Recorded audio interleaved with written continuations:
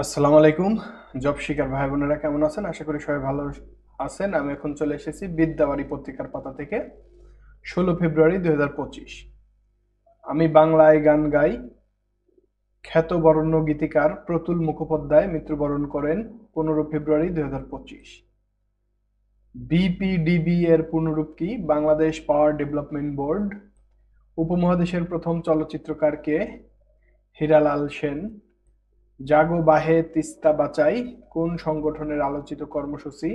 তিস্তা নদী রক্ষা আন্দোলন সংগঠন। মিয়ানমারের জান্তা প্রধানের নাম কি? মিন অং হ্লাইইং। সম্প্রতি জার্মানির মিউনিখে কততম নিরাপত্তা সম্মেলন অনুষ্ঠিত হচ্ছে? 61তম।